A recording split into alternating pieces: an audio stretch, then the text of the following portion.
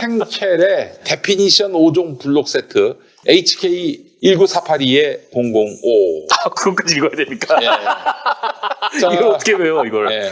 하여튼 henkel 주방용품이 유명하죠. 네. 입점했습니다. henkel 다 들어보셨을 겁니다. 예. 명품 주방용품인데요. 쌍둥이 로고로 알려진 henkel은 독일에서 280여 년 이상의 역사와 전통을 자랑하는 프리미엄 쿡웨어 브랜드입니다. 이제 김용민닷컴에서 henkel사의 다양한 제품을 만나보실 수 있는데요.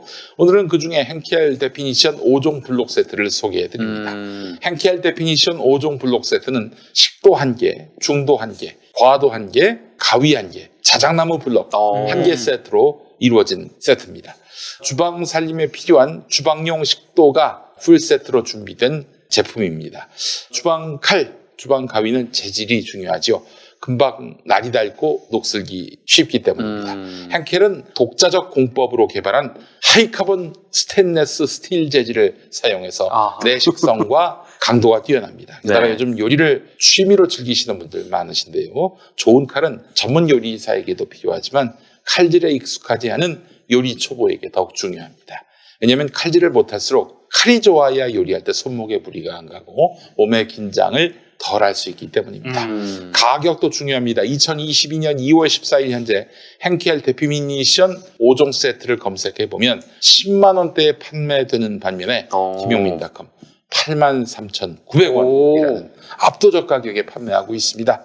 henkel 데피니션 5종 블록 세트 외에 각종 냄비 및 가위 등 다양한 제품들이 저렴한 가격에 준비되어 있으니까요. 김용민닷컴에서 henkel 검색한 후에 즐거운 쇼핑 되시기 바라겠습니다. 전 상품 배송비는 무료가 되겠습니다. 네.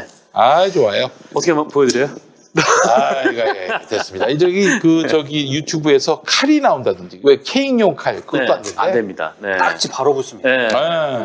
조금 이상해요. 전에도 한번 장난으로 따귀를 때리는 거 한번 했더니 바로 노따귀 붙이다 보니까. 근데 그런 거는 알고리즘으로 딱지를 붙입니까? 몰라요. 누가 신고를 하면. 네, 굳이 그럴 필요가 있나 했는데 그래서 이제 앞으로 제가 말로 때리는 것도 좀 하지 않음으로써 노따귀 붙는 일이. 노딱이 많이 붙어요? 욕을 하면 붙지. 근데 저는 여러분 아시겠지만은 욕을 안 한 지 한 2달 된 것 같아요. 방송에서. 그래? 네. 저희랑 시간관념이 좀 다르시고. 저번 주에도 들을 것 같은 기분은 뭐지? 하루가 열흘 같습니다. 하루가 열흘 같아요. 네. 자, 여러분 지난 주간에 라디오 청취율 조사가 나왔습니다. 그렇죠. 근데 점점 그 라디오 청취율이 줄어들어가지고 참 염려됩니다. 지금 종이신문만도 못하는 그런 레거시 미디어 중에서 꼴등이야, 라디오가. 그래서인지 좀 이변이 많이 일어나는 것 같기도 하고 또 이제 정치 시즌을 맞아서 아주 상당히 좀 이변 비슷한 그런 결과가 나오는 것 같기도 하고 하여튼 소개해드리겠습니다. 전체 1등 누가 했느냐 아시죠? 뉴스공장. 네, 뉴스공장.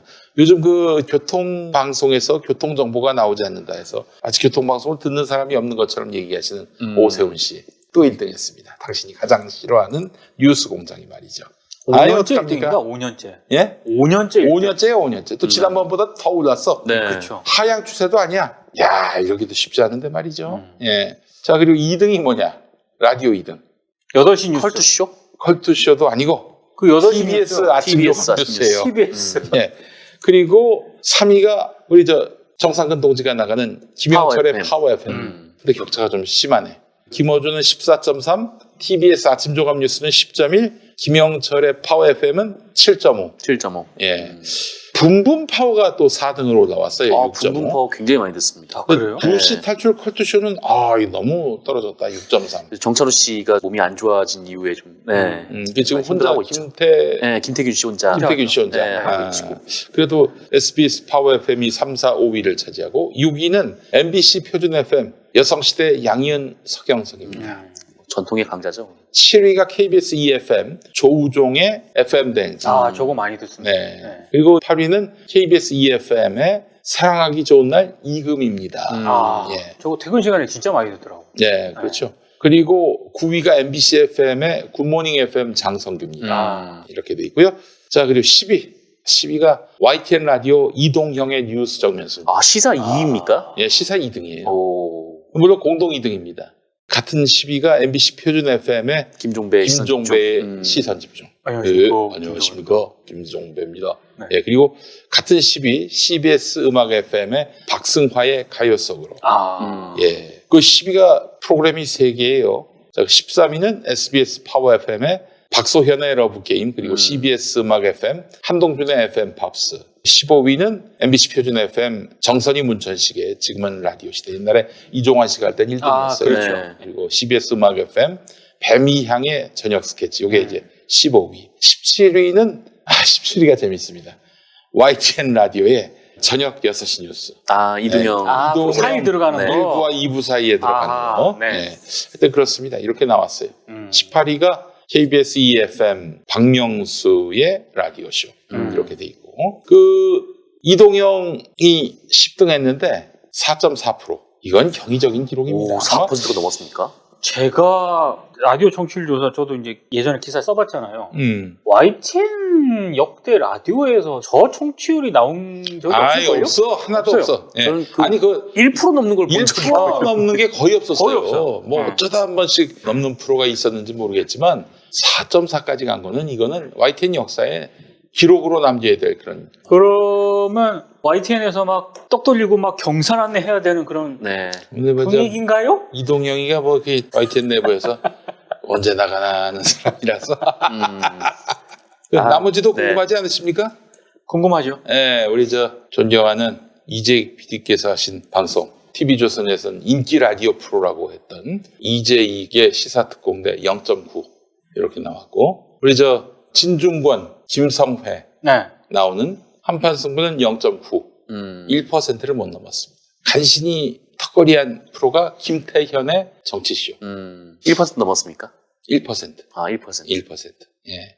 그리고 정확한 수치는 모르겠습니다만은 저녁 시간대 시사 1위가 이동영인데 2위는 표창원이고 3등은 2점 몇인데 초반이에요. 신장식 TBS. 그리고 주진우 이렇게 됐고 이런 결과가 나왔습니다. 대단합니다. 10등 이거는 진짜 기록이나 다름없는 건데 아유 참 이동영이는 전혀 고마워하지 않습니다. 김용민이한테.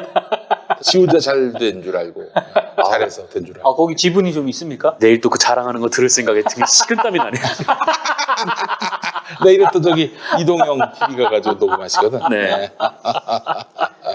좋은 결과입니다. 이렇게 시사 1, 2등이 그래도 뭐 우리 편이라 할 수 있는 사람들이 됐다 그러니까 너무 좋습니다. 워낙 그 종편이 보수 컨텐츠로 탄탄하게 자리하다 보니까 그렇죠. 보수는 저쪽 유튜브로 많이 가고 진보는 좀 라디오 쪽에 아무래도 또 김어준 총수가 길을 텄으니까 말이죠. 무엇보다도 제가 굉장히 기뻤던 거는 오세훈에게 한 방 먹일 수 있었다는 점. 네, 오세훈에게 지금 저 자기 말로는 재정적으로 독립해야지 이러면서 실상은 방송이 너무 좌파다, 정치 편향이 있다 이렇게 얘기를 합니다. 그렇죠. 그렇지만 그것 때문에 예산을 깎은 건 아니다. 무슨 그런 말도 안 되는 개소리가 다 있어요. 지금 처벌 안 받으려고. 사실 방송 편성에 관여를 하면 안 되거든요. 그렇죠. 방송법에 따르면. 방송법. 네. 또 게다가 또 권력 지위에 있잖아요. 네. 사장을 임명할 수 있는 권한을 갖고 있는 오세훈이가 예산으로 TBS 압박하는 거. 그래서 우리가 몇 차례 고발했거든. 다 각하됐습니다. 네, 각하됐습니다. 각하됐어요. 아니 명백하게 누가 봐도 이거는 TBS 편성에 압력을 가하기 위해서 했었던 건데 참 화딱지가 납니다. 진중권은 좀 교체하는 게 좋을 것 같아. 내가 봤을 때는. 진중권은. 아니 김종대 형 청취율 안 나온다고 교체한 거 아니에요. 네. 이렇게 진중권이 있어가지고 덕 봤나? 하나도 덕 본 게 없어. 왜냐하면은 라디오는 말이죠. 종합 매체가 아니에요. 옛날에는 라디오가 TV하고 같이 어깨를 나란히 한다면서 뭐 현충일 기념식 생중계도 하고 그랬다? 라디오에서? 라디오에서. 지금 그 시간에 방송 듣는 네. 사람들한테 당신들 저 방송 이제 그만 들어. 이제 현충일 기념식을 들어야 돼. 네. 하면서 끊어버리고 중계 방송하고. 누가 그걸 듣습니까? 라디오에서. 요즘 라디오는 저것도 없어졌어요. 옛날에 낮 종합 뉴스 혹은 정오 종합 뉴스 한 15분, 20분씩, 25분씩 하던 프로그램들이 다 없어졌어요. 거의 5분짜리 뉴스로 바뀌었어요. 왜냐? 누가 라디오로 뉴스를 듣냐 이거예요. 그래서 요즘 많이 트렌드가 바뀌고 있는데 사실 저녁 시간대는 스트레스가 한가득 쌓여 있다고. 그렇죠. 여기까지 만땅으로 차 있는데 라디오를 켰는데 진중권이 나와. 비호감이 나와.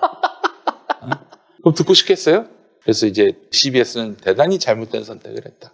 비호감을 줄이는 작업이 필요하다라는 생각도 들고. 예. 이 진짜 언론사들이 이제 흔히 빠지는 실수인데 함정인데 이제 뭔가 좀 이쪽 사람 하나 저쪽 사람 하나 갖다 놓으면은 이제 방송이 균형감도 맞춰지고 될 거라고 생각을 하는데 사실 듣는 청취자 입장에서는 이쪽 사람 하나 나오고 저쪽 사람 하나 나오면 굉장히 피곤합니다. 아유, 듣기 싫어요. 네. 진짜. 그래서 저기 정치합시다에 유시민 나오고 전원책 나오잖아. KBS가 머리 잘 썼대. 유시민 멘트만 쫙 추려가지고 그렇게 또 올리더라고. 아, 유튜브에. 난 그것만 들어요. 전원책 얘기까지 들을 필요가 뭐가 있어. 그거는 이제 진짜 KBS가 딱 그 유튜브 생리를 아는 거고 음. 제가 봤을 때도 제가 라디오를 듣는 그 패턴상 저도 이제 정상근 기자도 그렇고 저도 저녁에 시사 출연하잖아요. 근데 저녁에는 가급적 안 듣고 싶어 네, 하는. 안 듣고 싶죠. 왜냐하면 그때쯤 되면은 그냥 음악 듣고 뭐 이런 사람 심리가 그렇게 되더라고요. 네. 그래요. 하여튼 뭐 CBS는 빨리 이제 교체하는 게 좋을 겁니다. 그리고 사실 그렇잖아. 그 이동형 TV 같은 거 보면은 잘 맞잖아요. 그 케미가. 케미가 잘 맞으니까 사람들이 열심히 또 재밌게 들어주는 거지. 아니 케미도 맞지 않고 서로 의견 차이 이런 거 듣고 싶겠어요? 자기들이 봤을 때는 이쪽 의견 반 저쪽 의견 반 하면은 멋있게 잘 만든 것처럼 생각하고 있는데 뜻 맞는 사람끼리 재미있게 이야기를 풀어내는 그 방식으로 이제 스토리텔링을 바꿔야 한다고 생각을 합니다. 잠시 후 안양스마트 오픈 기념 특별세를 시작하겠습니다. 저희의 첫 번째 프로모션 자율주행 셔틀.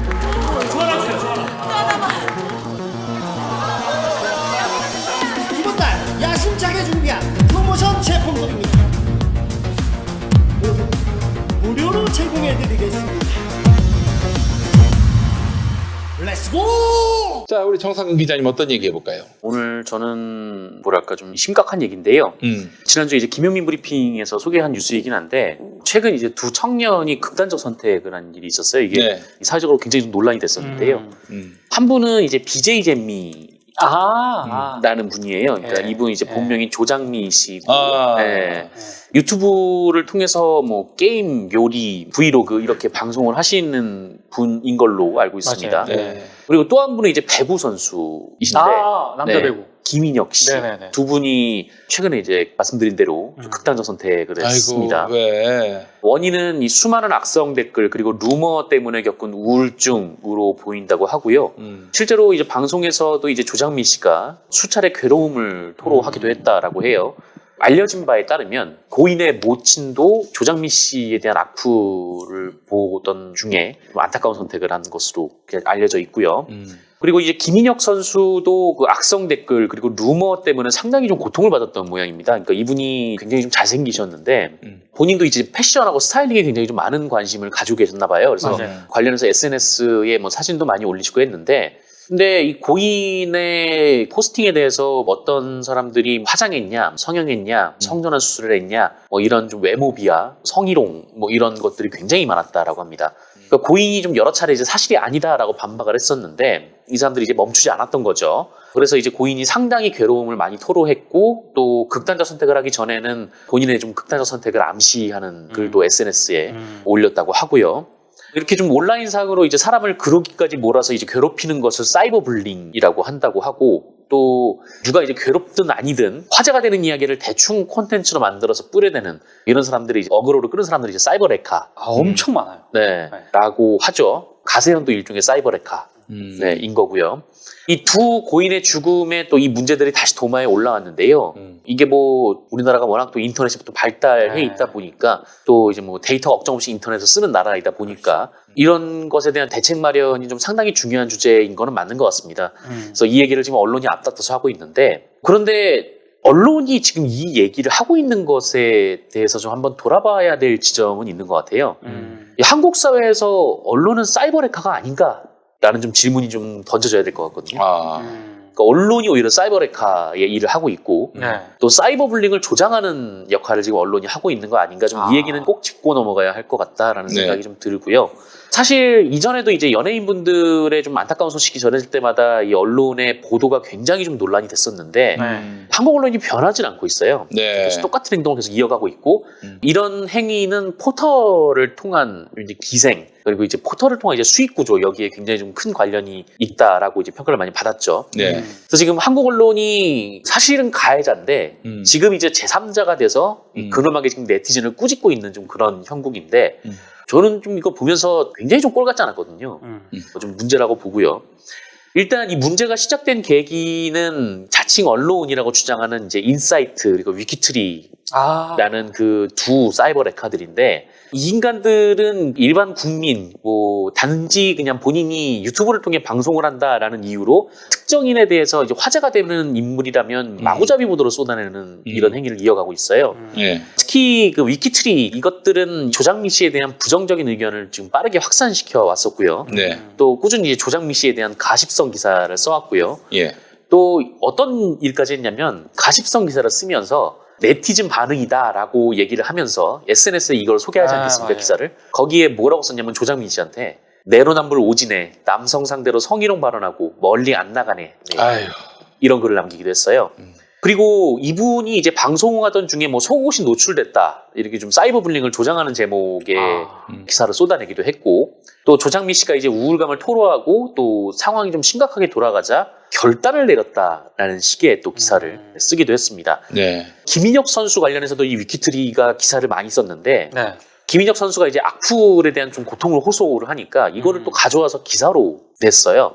그리고 이제 화제로 만들어놨죠. 인사이트도 이제 비슷하고요. 그러니까 이것들이 지금 유사 언론인데 포털이 이것들을 지금 언론으로 인정을 해주고 뉴스칸에 넣어주는 바람에 얘네들이 지금 언론 행세를 하고 있는 그런 상황이고 이건 포털이 책임이 없는가에 대해서 한번 진지하게 한번 고민을 좀 해봐야 될 것 같아요. 뉴스제휴평가위원회는 대체 뭐 하고 있는 조직인가? 네. 대체 여기는 왜 어떻게 해서 들어왔고 또 뉴스제휴평가위원회가 만들어지기 전에 들어온 걸로 알고 있습니다만 왜 쫓아내진 않는가 여기에 대해서 좀 한번 고민을 해봐야 될 것 같고요.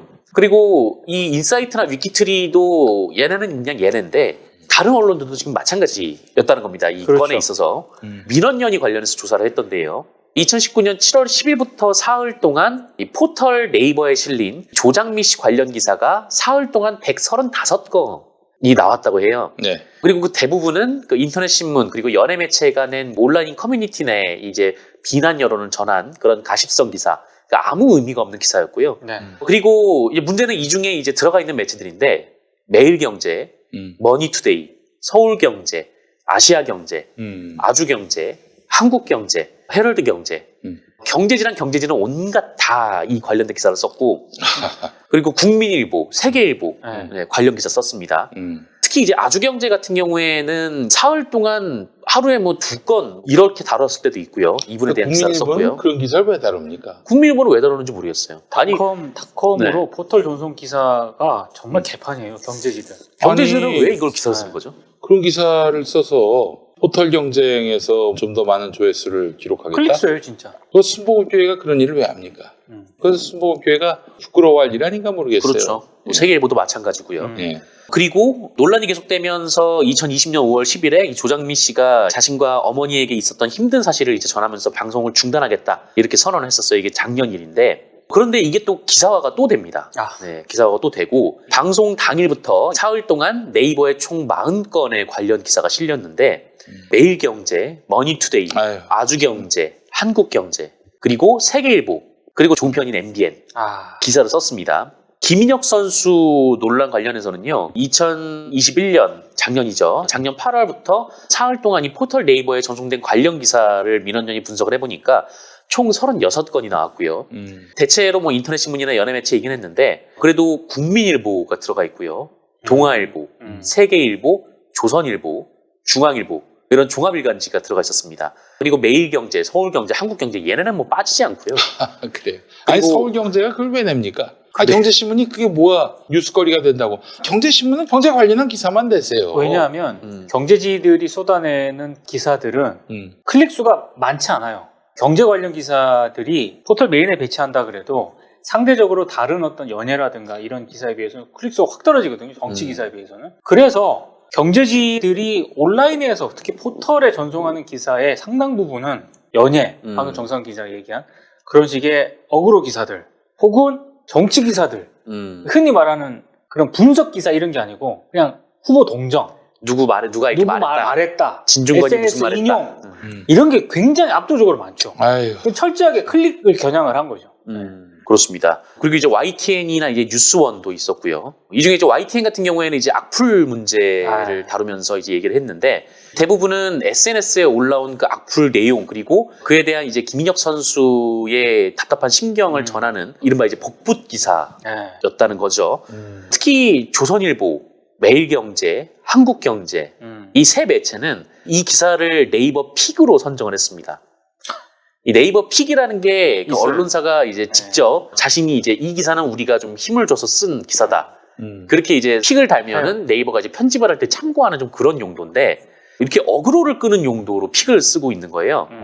그것도 누군가의 고통에 대해서 조선일보가 우리나라에서 발행부수가 제일 많다고 지들이 잡아가고 있는 이 조선일보가 여기에 이제 픽을 달아가지고 이제 보도를 한 거죠. 피 빨아먹는 거지. 흡혈귀들이야. 그렇지 않아요? 그렇죠. 정말 좀 이런 문제가 이제 하루 이틀 얘기가 아닌데 저희 이제 뭐 국문호는 기자의 뭐 관훈 라이트클럽, 관훈 나이트클럽 뭐 일전에 미디어 토크 하실 때도 뭐 이런 문제 여러 번 지적한 걸로 알고 있는데 근데 참 이게 바뀌지 않아요. 고칠 생각이 없고 또 포털은 또 유지가 되고 있고 이 포털 안에서 이제 돈을 벌어먹으려는 언론들이 좀 이런 포털의 제도를 바꾸면 그 제도를 이용해서 또 이제 돈을 벌어먹으려고 하는 이게 이제 돈이 되니까 이러는 거거든요. 그러니까 이게 지금 사이버레카랑 뭐가 다른 행위인 건가 지금 언론이 좀 문제가 있는 거고 이러니까 이 대선 주자들이 뭐 언론을 혼내겠다, 언론을 뭐 어떻게 하겠다 이렇게 얘기하면 사람들이 언론과 함께 맞서 싸우는 게 아니라 화도로 하는 거죠. 그렇죠. 언론이 너무 문제인 것 같으니까요. 이거 정말 반성을 해야 되고 이건 뭐 자정작용을 할 수 있는 수준은 지금 넘어선. 근데 난 약간 이상한 게 페이스북 같은 데서 특히 이게 무슨 특수한 관계인 건지 아니면 어떤 알고리즘이 있는 건지 모르겠지만 정상근 기자가 아까 얘기한 인사이트라는 그 매체하고 위키트리에서 생산하는 이런 그 유통시키는 그런 기사들 있잖아요. 이게 은근히 많이 보이거든요. 그거는 어떤 추천 기능 때문에 그러는 건지 저는 왜 이렇게 자꾸 이게 종종 보여요, 종종. 나는 뭐 그걸 뭐 구독을 하거나 이런 적이 없는데도 불구하고 추천해가지고 계속 페이스북이 추천을 해. 클릭을 하지도 않는데도 불구하고 왜 자꾸 이걸 추천을 할까? 뭔가 특수한 관계인가? 뭐 이런 의심이 들 정도로. 그러니까 아마 걔네들이 광고를 하지 않았을까라는 생각이 좀 들고 페이스북에 광고. 많이 하거든요. 위키트리랑 인사이트가 이렇게 광고를 하면은 이제 피드 상단에 올라오니까 맞아요. 그게 은근히 많이 올라와. 그렇게 해서 이제 클릭을 하면은 또 그게 이제 또 관련된 포스트가 추천이 되고 막 그러다 보니까 이제 굉장히 또 많이 보이는 좀 그런 상황인 거죠. 네. 아유, 참. 이게 바로 죽은 사람의 주검을 뜯어먹는 짓거리들입니다, 이게. 인간성이 말살됐어요. 생존을 위해서 영혼도 팔아야 될 상황에 놓이게 된 겁니다, 우리 언론들이. 이 모양이 꼴이 된 거예요. 기꺼이 또 팔고 있죠, 또 영혼. 맞아요. 아이고, 언제까지 계속 이러려고. 참 무섭지 않나, 자기들은? 이렇게 해서 되치기 당할 일이 없을 거라고 보는 건가? 점점 악마화가 돼가는 우리 언론들 염려됩니다. 예. 그래요. 아이고, 지금 대선 국면 상황, 김용민이가 좀 오늘 좀 차분하다. 그래서 좀 판세가 안 좋은 거 아니냐 이렇게 말씀하시는 분들이 있는데 당이 떨어졌습니다. 지금 지지율보다도 당이 떨어졌어요. 제가 냉정하게 좀 판세를 현재 취재를 해서 분석을 해봤는데 많이 좁혀졌습니다. 지금 제가 봤을 때는 마이너스 한 2.2%포인트 좁혀진 것 같아요. 그러니까 윤석열보다는 조금 2.2% 정도 모자란다는 얘기입니다. 근데 이게 안타까운 게 저쪽도 지금 뭉치고 있어요. 또 단일화 얘기가 나오다 보니까 왜 그 구글 트렌드 있잖아요. 검색량이 확 올라가면서 상대적으로 지금 뉴스에서 존재감이 좀 사라진 면이 있습니다. 이재명 후보가. 그게 좀 어렵죠. 논란이라도 좀 이슈의 중심이 되는 것이 좋을 텐데 그러다 보니까 지금의 저쪽 지지층이 좀 결집하는 양상이긴 합니다. 그런데 지금 박빙이라고 보시면 맞아요. 만약에 정말 섀도우 이재명이 맞다면은 앞서가는 것일 수도 있겠다라는 생각이 듭니다. 혼전이에요. 근데 확실하게 우리 지표상으로 이기는 걸로 나오지 않는 이상은 안심하지 않는 게 가장 과학적이지 않겠습니까? 그래서 이번 주 안에 동률을 만드는 것이 이제 중요할 것 같은데 여러분들 저도 내일부터는 윤석열 비판뿐만 아니라 이재명 후보에 대한 인물 가치를 다시 한번 널리 좀 알리는 그런 시간을 가져볼까 생각 중입니다. 그래서 하여튼 이번 주 안에는 좀 동률 상황으로 만들고 다음 주부터는 좀 차이를 벌려가면서 이기는 게임으로 가야 되지 않겠는가 하는 게 제 생각입니다. 당이 떨어졌다니까 당이 떨어진 거니까 여러분들 오해하지 마시고 그래요. 앞에 바나나 우유 있지 않습니까? 바나나 우유를 지금 좀 제가 좀 먹겠습니다. 뭐 준비하신 것도 있어요? 정상 선수 하나 더 있잖아요. 네네 하나 더 있는데 뭐 이렇게 길진 않은 겁니다만 이번에 베이징 올림픽 관련해서 언론계에서 굉장히 좀 재밌는 일이 하나 있었어요.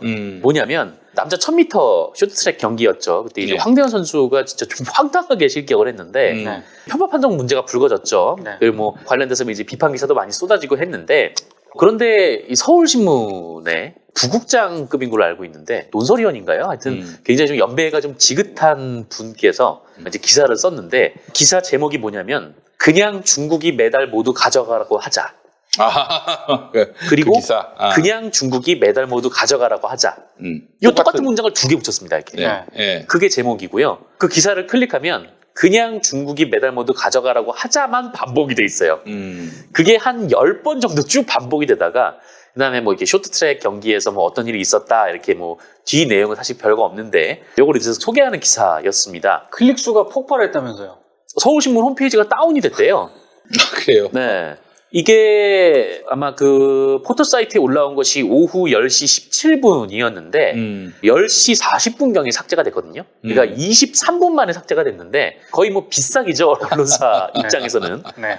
그런데 공감이 4만 개가 나왔고요. 댓글이 3,000개가 달렸습니다. 그러니까 뭐 그만큼 이제 황대현 선수의 실격에 분노한 여론이 있는 건데 사실 그 말이 안 돼요. 제가 몇 번 봤는데도 네, 저도 좀 되게 황당하더라고요. 왜 실격이라는 건지 이해를 못 하겠어. 네. 아니, 저거를 실격을 하면 지금까지 쇼트트랙이랑 경기 왜 만들었는가 그렇지. 그런 생각이 좀 그 들었는데. 종목 자체를 없애야 돼. 그게 네. 실격이면.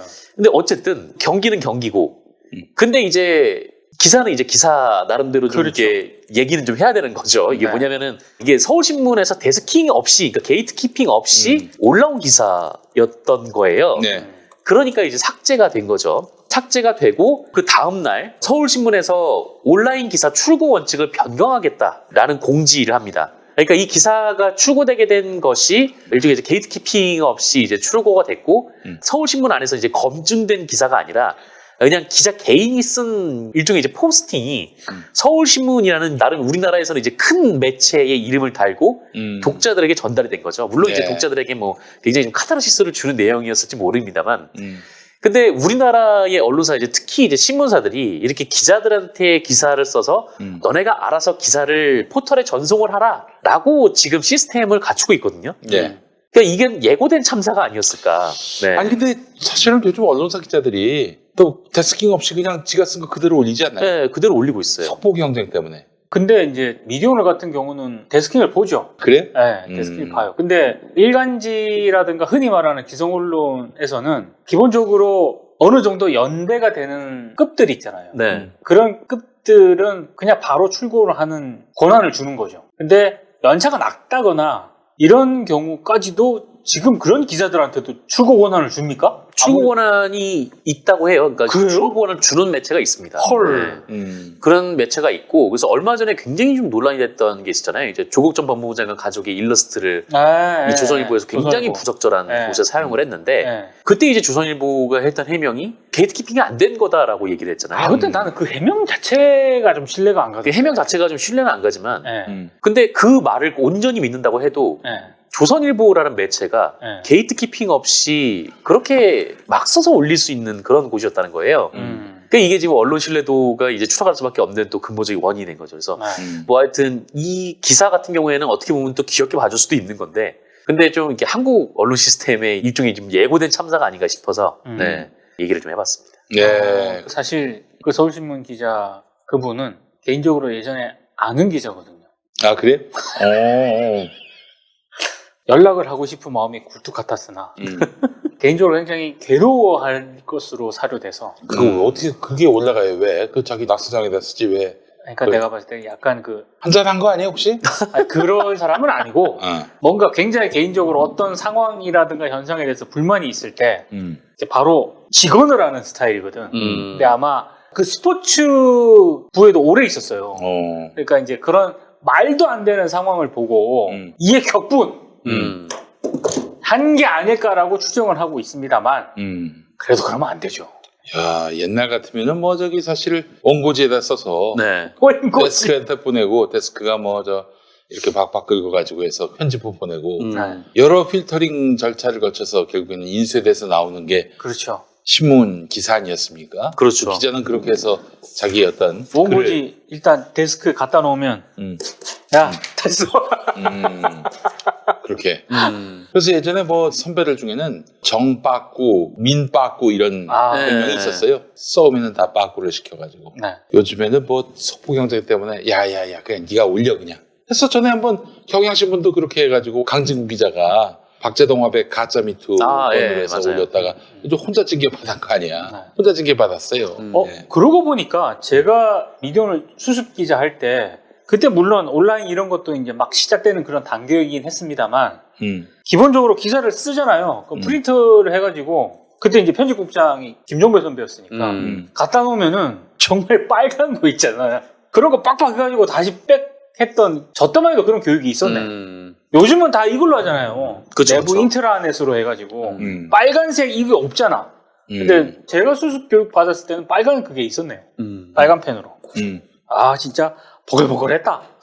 옛날에는 이제 뭐 속보 그런 게 어디 있습니까? 보면은 다 그냥 일주일에 한 번 신문 나오면은 네. 그 신문에 맞춰서 기사를 썼고, 그리고 이제 인터넷 신문이 개통되면서 주간에 나올 그 기사들이 요일별로 분배돼서 나오거나 혹은 뭐 유료화해서 나오거나 그렇죠. 뭐 그랬었는데, 요즘에는 뭐 수의 인터넷 매체들이 많이 나오고 네, 뭐 초단이죠, 초단. 뭐 월간 조선 신동아 이렇게 월간지조차도 속보 경쟁이라고 자빠졌으니 야, 이게 정말 해도 너무 품질이 예전에 관리가 안 언론- 되지 않나 싶어요. 언론계 선배들 얘기 들어보면은 요즘이야 그냥 수습 기자도 막 쓰잖아요. 인터뷰 네, 기자도. 네. 근데 지면에 본인이 취재해가지고 기사 쓴 게 거의 안 들어간 거예요. 취재를 이제 수습 깨도 1, 2년 차는 아예 아이라인이 안 들어갔대. 그러다가 드디어 이제 단신이 하나 들어가잖아. 네. 그러면은 그날 만약에 사회부다, 내가 사회부다. 단신이 하나 들어갔어. 기명으로. 그러면은 등단 파티를 열었다. 신춘문예 등단했다는 식으로 기사가 이제 들어가서 등단 파티를 여는. 아, 그래요. 근데 그 진짜 정도로 엄격했죠. 그러다 보니까 이게 옛날의 뉴스들은 비열하긴 해도 한심하진 않았어요. 맞아, 그거 아, 맞아. 그래요? 어. 예. 비열했지만 한심한 수준은 아니었어. 근데 요새는 언론이 그냥 한심하죠. 한심해. 네. 아이고, 자, 오늘 홍사훈 기자가 올린 글이 있습니다. 홍사훈 기자 뭐 기자, 잘 아시는 네, 대로 KBS. 네네네. KBS 경제탐사 기자로서 도이치모터스를 추경영 하고 있죠. 기자와 함께 하여튼 뭐 KBS의 명예를 지키고 있는 분인데, 오늘 쓴 글을 읽어보면서 제가 참 많은 생각이 들었습니다. 2013년 도이치모터스 주가 조작 사건을 경찰이 내사한 사실이 있잖아요. 김건희의 그 혐의도 여기 다 들어가 있어요. 들어가 있죠. 당시 사건이 내사 단계에서 38페이지짜리로 자세한 보고서로 작성이 됐는데 이게 수사 단계로 넘어가지 못하고 종결됐거든요. 왜 종결됐는지, 누가 뭉갠 건지 이제 확인해야 하는 일인 거고요. 이 38페이지짜리 경찰 내사 보고서가 6년이 지난 2019년 12월 뉴스타파로 넘어가면서 세상에 알려지게 된 것이거든요. 검찰이 오늘 보고서를 언론사에 남긴 경찰을 기소했습니다. 공무상 비밀누설이란 현행법을 어긴 죄라니 답답하긴 하지만 재판을 좀 지켜봐야 할 것 같고. 맞아요. 오늘 기소했어요. 검찰. 아니, 김건희는 왜 기소 안 하고? 아니, 그러게요. 기소가 아니라 소환도 안 하고. 아, 정작 이런 범죄 혐의가 있는 사람, 어떻게든 이게 계속 뭉쳐지고 감춰져서 안 되겠다 판단이 들어서 이제 언론사에다 넘겼을 가능성이 있는 거 아닙니까? 물론 그래요. 그것도 잘못은 잘못이니까 수사할 수 있다고 봅니다. 아니 근데 검찰이 피의 사실 유포 거의 밥 먹듯이 하지 않나요? 장난 아니죠. 네. 자, 그런데 동부지검 보도자료를 보니 뉴스타파로 넘기기 2달 전인 2019년 10월에 다른 언론사에 먼저 제보한 적이 있었네요. 이분이. 어느 언론사 누구인지는 모르겠으나 제보를 받고도 뭉개버리니 뉴스타파로 다시 제보한 겁니다. 어떤 기레기가 뭉갠 건지 몹시 궁금합니다. 오늘 몇 군데 매체에서 뉴스타파보다 2달 전 먼저 넘겨받은 기자가 혹시 저 아니냐고 물어왔는데 저는 아닙니다. 그런 기자가 도이치모터스 주가 조작을 지금까지 하고 있습니까? 그렇진 않죠. 그래요. 뉴스타파는 이미 뭐 보도를 했고요. 네. 그러니까 우리 많은 시민들은 말이죠. 언론사에다가 제보를 하면은 다 보도를 해줄 것이다. 아닙니다. 이 보도를 해주는 게 있습니다. 해주는 경우는 사안이 무척 크고요. 네. 그 확보된 증거가 너무 확실하면은 사실은 누군가의 유불리를 떠나서 보도할 수밖에 없을 거예요. 완전히 그 사주가 보도를 틀어쥐고 사주에게 불리하거나 사주와 가까운 사람의 어떤 불이익이 예상되는 기사를 누르기는 하겠지만 메이저 매체에서는 그런 일이 많지 않습니다. 네. 사실 오늘 명계남 선생이 나왔으면 최근에 이 드라마가 존재하는지도 잘 몰랐을 드라마가 하나 있습니다. JTBC에서 최근에 끝난 공작도시라고 네. 수혜 씨하고 김미숙 씨하고 명계남 선생이 나오거든요. 근데 거기 보면은 재벌에 얼마나 언론이 굴종적인가, 얼마나 재벌이 언론을 떡 주무르듯이 하고 있는가. 거기에 또 하나가 지금 김영 PD가 얘기한 제보자가 있거든요. 기자한테 제보를 한단 말이에요. 여러 가지 사안을. 그 나중에 결국에는 그걸 정식 올려가고 재벌에다 갖다 바쳐요. 그래서 결국에는 굉장히 위험하게 만들거든요. 이게 제가 볼 때 굉장히 잘 만든 드라마인데 하는지 모르는 분들이 엄청 많더라고요. 네. 나중에 꼭 보세요. 공작도시라고. 근데 비슷한 일이 우리나라도 있었죠. 그 YTN의 성매매 동영상을 가져갔는데 예. 그렇지. 비슷한 일이 있었죠. 보도 안 한. 자, 저는 대략 어느 언론인인지 알 것 같습니다. 예. 왜 눈빛이 이상합니까? 여러분이 생각하는 그 사람은 아닌 것 같고. 예. 예. 그러니까 이 경찰로부터 이 자료를 받았을 것 같으면은 친검 기자는 아닌 것 같습니다. 제 느낌에는. 근데 어쨌든 이걸 받아간 언론이 현재로서는 모 진보 언론인 걸로 알고 있습니다. 예, 모 진보 언론은 왜 이거를 보도하지 않았을까? 당시 2013년이면은 2013년이 아니라 2019년에 넘어갔네요.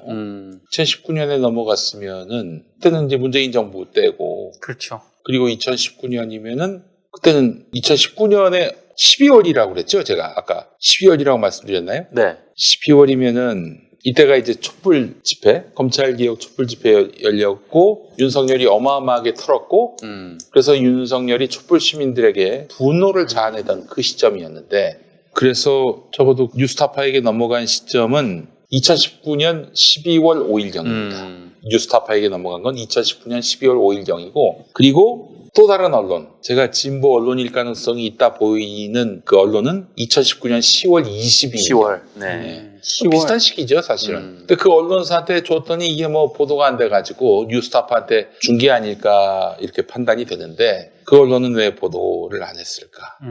윤석열의 이익이 침해될까봐? 그 시점 아닙니까? 촛불 집회가 한창 불타오를 그 시점이었거든요. 2019년 10월 22일.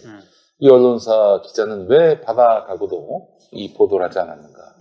윤석열 가족을 공격하면은 좀 불이익이 있을 거라고 판단해서였을까? 묻고 싶습니다.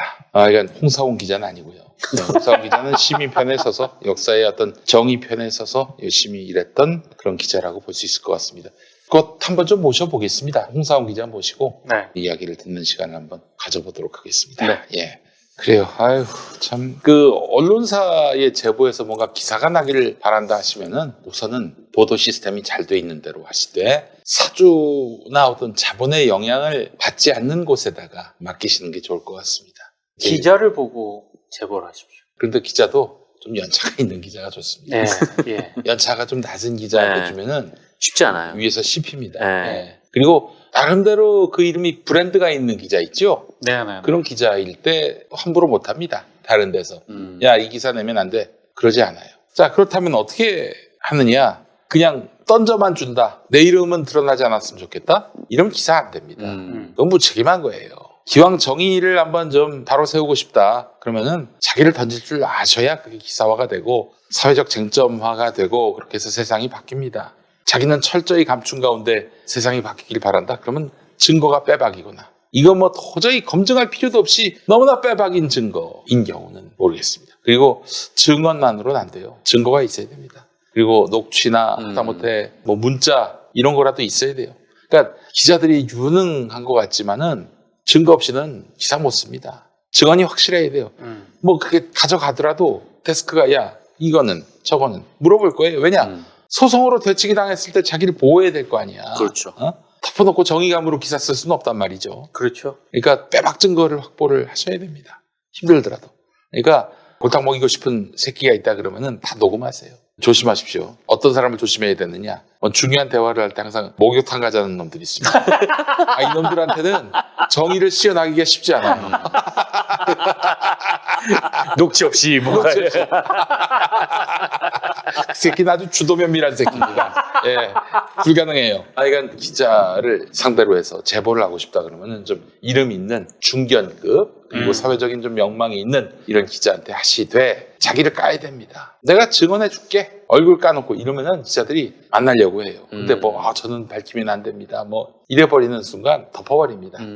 그리고 절대 제보할 때 과장됨이 없어야 됩니다. 정말 참 제가 이런 얘기까지는 안 하려고 했는데 그 문재인 정부 초반에 제가 뭐라고 주일 일요일마다 예배하잖아요. 네. 예배를 본다는 명목으로 와가지고 끝나고 나서 나를 만나자고 하더라고. 그러면은 중요한 자료, 최순실에 관한 거다. 만나보면은 자기 다 민원이야, 자기. 재판인 수사기관에서 다 그냥 킬된 거 갖고 와가지고 내가 너무 억울하다. 네. 그러면서 다음 하는 얘기가 뭐냐면은 물론 나한테 뭘 어떻게 요청하는 거 해봐야 무슨 소용이 있어요. 주진우 기자님 잘 알지 않느냐. 김어준 교수님 잘 알지 않느냐. 만나게 해달라 그러는 거예요. 가시라고. 며칠 전에도 또 어떤 분이 왔어요. 그분은 뭐라고 얘기했는 줄 아십니까? 지금 이재명 후보가 많이 밀리니까 조국 전 장관을 출마시켜가지고 둘이 단일화 드라마를 만드는 끝내 조국 장관을 후보로 내세우자 이런 얘기 하시는 거예요. 이런 얘기를 왜 듣고 앉아 있어야 되지? 그래서 항상 일요일에 교회 올 때 서류 봉투 들고 오시는 처음 뵙는 분이 있으면 또 도망갑니다. 그래서 당 떨어졌구나. 당 떨어졌어. 이런 사람들 매주 만나보세요. 피곤합니다, 진짜. 피곤해요. 예. 무슨 갑자기 환청이 들리는 건데, 자기를 누군가가 도청하고 있다느니, 이런 분도 오시고, 그래요. 아니, 인생에 좀 어려운 일이 있어서 좀 상담하고 싶다 하시는 분들. 그런 분들은 만나드려야지, 당연히. 근데 그게 아니라 민원 해결을 하려고 나를 찾아오면은, 내가 힘도 없는데, 내가 무슨 힘이 있어? 내가 힘이 있으면, 내 지금 라디오 MC하고 잡혀졌지. 출연도 못하고 지금, 완전히. 정말 그러지 맙시다. 정상적으로 하세요. 이거 참. 하여튼, 뭔가 제보를 하실 일이 있다 그러면은 과장됨 없이 이것이 결국에는 암흑의 비리하고 연관돼 있다. 이렇게 소설 쓰지 말고 있는 사실만 그대로 간결하게 적어서 확실한 증거를 가져와서 그리고 또 녹취나 이런 동영상을 확보해서 하시면 좋겠습니다. 근데 그것도 문재인 정부 때나 가능하지 윤석열 정부 들었으면은 보도 못 합니다. 불가능할 거예요. 그거 잘못했다가는 회사가 문 닫을 수도 있는데. 그렇죠.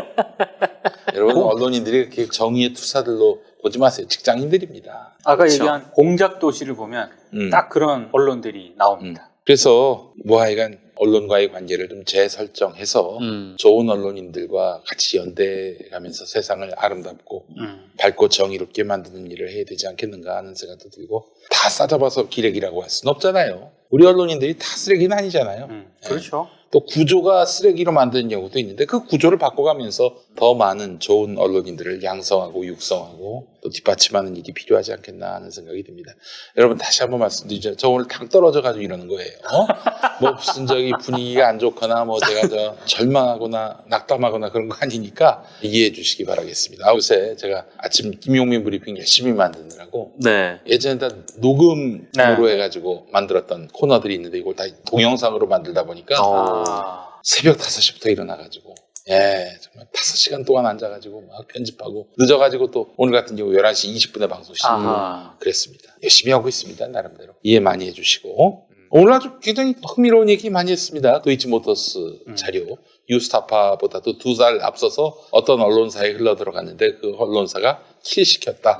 킬시켰으니까 보도가 안 나왔겠지. 그렇죠. 킬시킨 언론사는 진보 언론이다. 진보 언론 중에서도 윤석열 편인 언론들이 꽤 있습니다. 제법 있죠.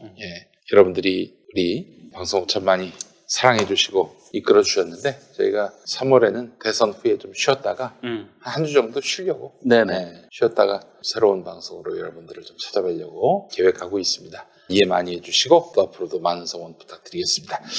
오늘 마무리할까요? 예, 수고 많이 하셨고 다음 주에 뵙겠습니다. 고맙습니다. 고맙습니다. 김